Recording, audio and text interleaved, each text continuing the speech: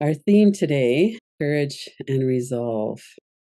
Right now, partly after the results of the US election, a lot of people have been feeling a certain amount of despair, overwhelm, fatigue, anxiety, fear, depending on how personally you might be affected by those results. One of the things that we can all work with is, in my own experience, how can I work most effectively with this? And one of the ways that we can do that is to really regulate our own nervous systems and also to do some sitting with what's going on with me, with my friends, with people I care about, and how can I show up in the most connected way possible. In Sherri Mitchell's book, Sacred Instructions, Indigenous Wisdom for Living Spirit Based Change, which is really in alignment with what it is that we're doing. This week, we're going to focus on being a warrior. Another word for that would be an activist. A warrior meaning somebody who really cares about the community. As she's talking about in the Wabanaki tradition, warriors are not just defenders, but also helpers and shields for the community. In her book, she talks about El Sabactuc standing route protests around the water when they were protesting the oil pipeline that was going through sensitive areas, both for them in terms of their indigenous culture, but also the water of that area. There's a sense of sometimes we really need to speak up to prevent greater harm, and that these warriors exemplified the balance of strength, respect, and compassion, living by core values that protect life's sacredness. And in this time that we're in, I think there's so much opportunity for all of us to really look into that. What is it that's happening there? How can we work with that? This is Autumn Peltier. She's a young Indigenous person who's come to international awareness around protecting the water. She and her great aunt have done a lot of activism around that. As an example of someone who, from a regular life, caring about something, and then moving into some kind of action around that. The core values and the core ways of moving into action are speaking truth with respect, that we don't pretend that there isn't a threat. Sometimes the threats are very serious. When we're talking about our water, we're talking about our life, we're talking about the environment. There's many other ways that our safety is being challenged.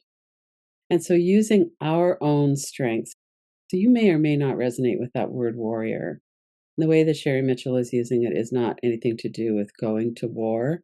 It's really to stand up and be a helper and a shield in our communities, protecting the sacredness of life, so ensuring that harm is minimized and trying to restore balance through our actions, and living as an example. How can we do that? One of the things Sherri talks about in her book is the environment that she grew up in was rich in support, loving adults, engaged, that she really got to see her parents, grandparents, other members in the family community working for the betterment of their community. And that's not something that many of us have had the experience of. One of the reasons I wanted to bring this particular aspect of her book and her work forward is because I think there are ways, just like we can do a lot of healing with our own inner child, I think we can do a lot of supporting of our own courage and resolve. So we need the wisdom and action to be paired. Without the wisdom, without our intuitive knowledge, without the somatic awareness of what's going on inside of me, and then connecting with others in our community, then we're not going to know the right action to take.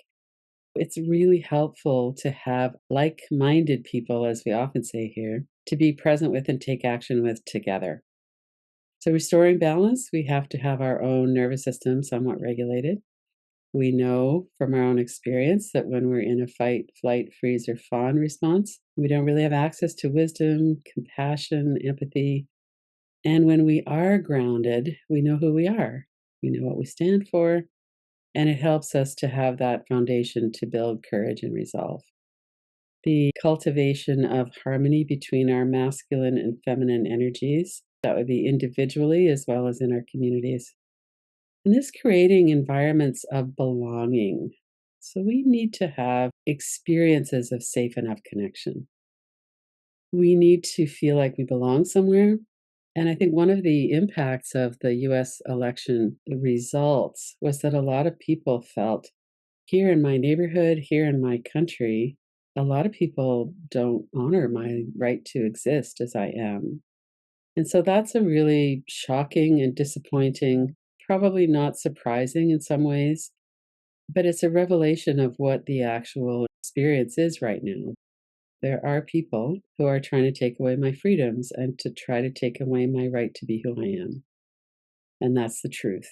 A couple of weeks ago, we worked with that 10-10-80, 10% acknowledging and really letting ourselves see the truth, 10% on mitigating the harm, working with others in community to organize, to have an impact.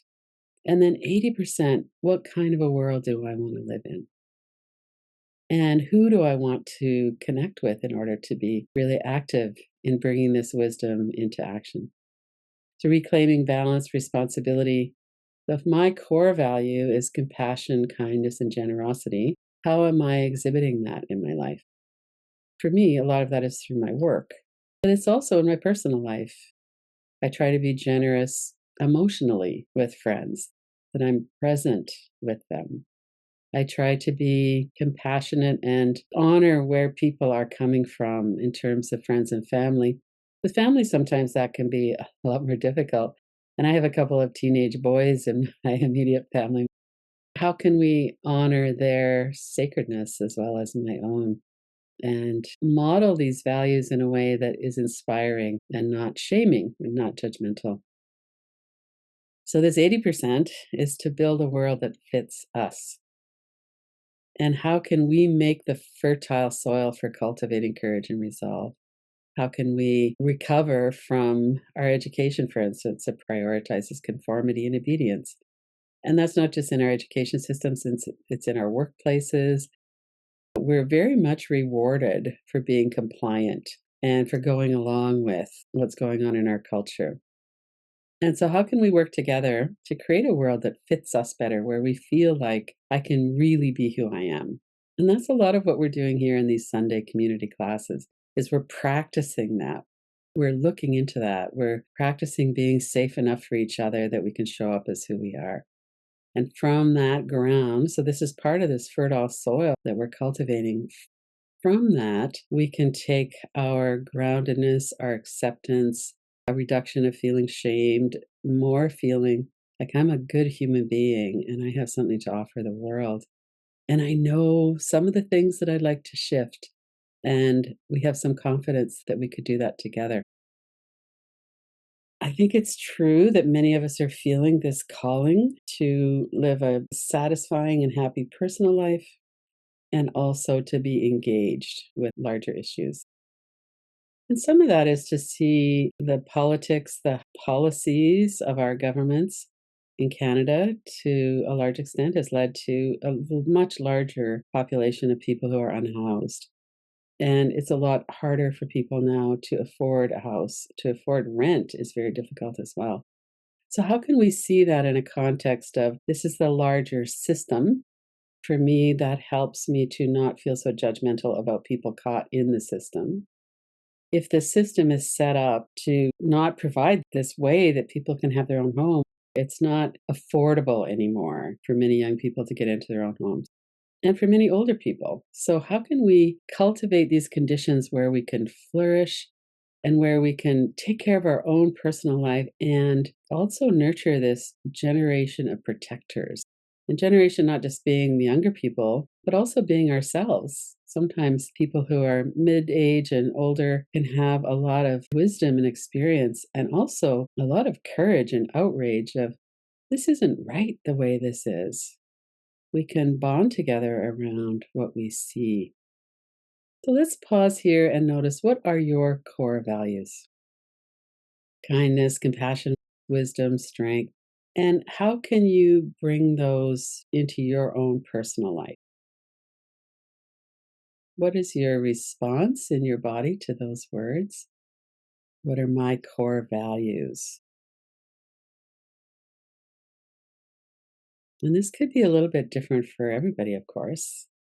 Let yourself kind of roam through some possibilities. And this might be something you've done a lot of looking into and you have a really good sense of already.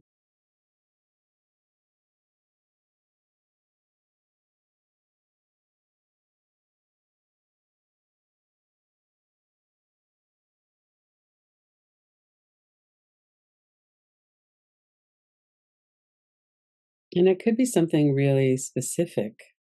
I know someone who donates a lot of her time to working at a local shelter. She really feels strongly that dogs and cats and other pets should be cared for, shouldn't just be left on their own. So it could be something like that. Maybe you're involved in some kind of community support for animals or for people.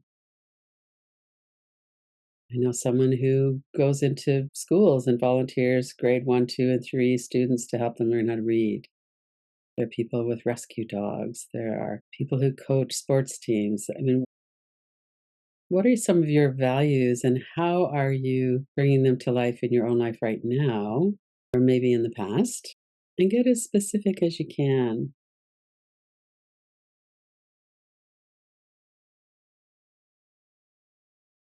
I really want everyone to feel safe in this community. Part of that might be supporting LGBTQ2S people. Who is vulnerable that you feel like maybe that's a place where you are working or could work. And then as you're letting these kind of run through your mind, notice how it feels in your body. You could take a deeper breath. You could stay present by opening your eyes. So we might have a lot of different values, but really it's kind of focusing specifically on one. And maybe one that there's a possibility of making some kind of a shift that would help to really change that overall pattern.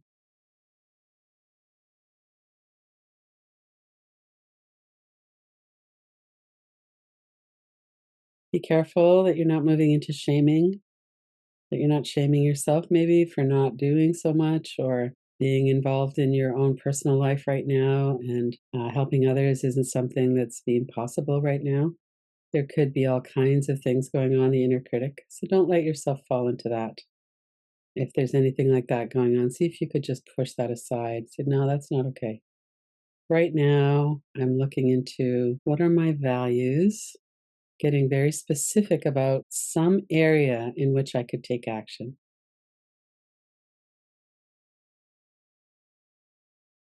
And what is one shift that you could make?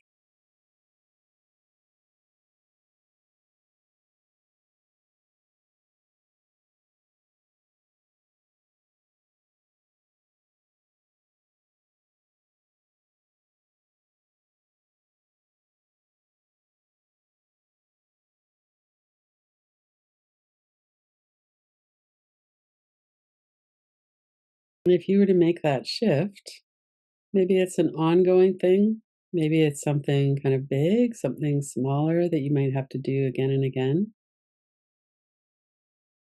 Volunteer at a soup kitchen or what comes to mind.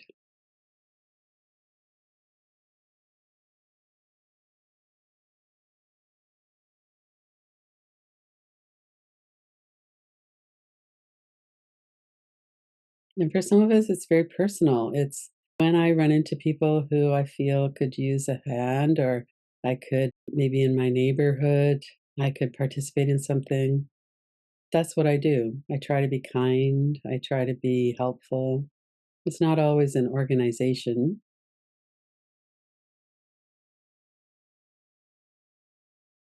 And it's probably also true that most of us could be more engaged. It's really easy to get overwhelmed with what's going on in our own personal life and our own struggles. And I've also found that one of the best ways to build strength and courage is just to help, do some kind of action that's helpful. When you're thinking about that shift, if it feels like it's kind of overwhelming, maybe see if you could look into that a little bit more. Maybe there's something you'd be willing to try, not commit to for 10 years, but just to try for a while and see.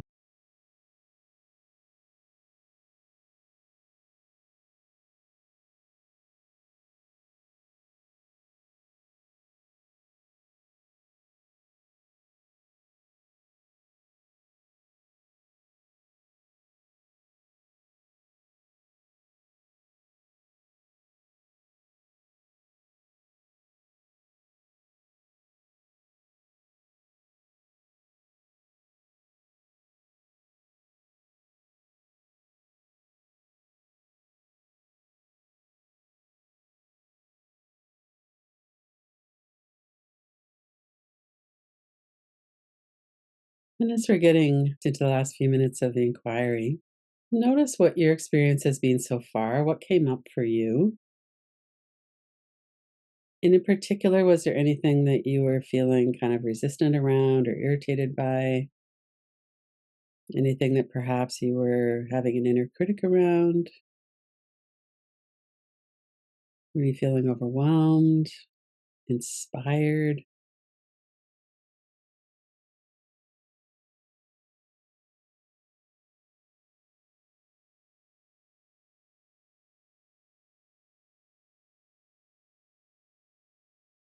And then specifically, what is that one shift that you might be able to make?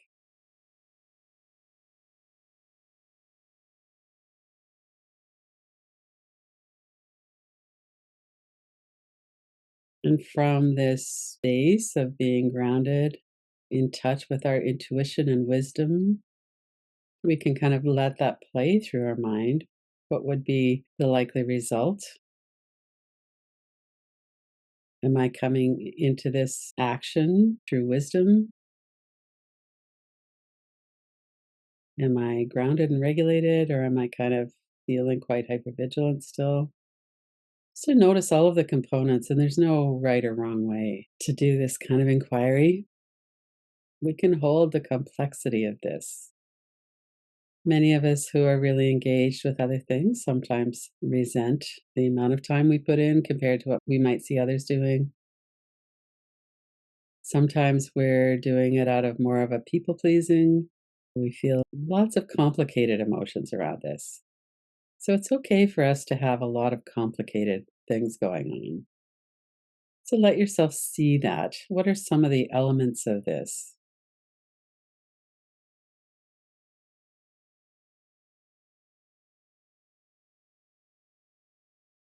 And also that we are allowed to live a life that works for us, that we are not responsible for everybody else's life and happiness, and that we are part of our communities, part of our families and friendships and relationships and communities.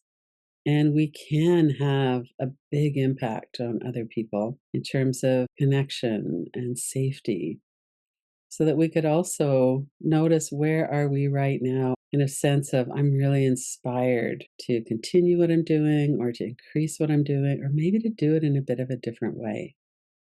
So here we are, we're all in this pattern. And if I go right instead of left, if I go up instead of down, if I reach out to this set of people, what is the difference going to be in that pattern? How might I be part of this cultivating conditions that allow us all to flourish?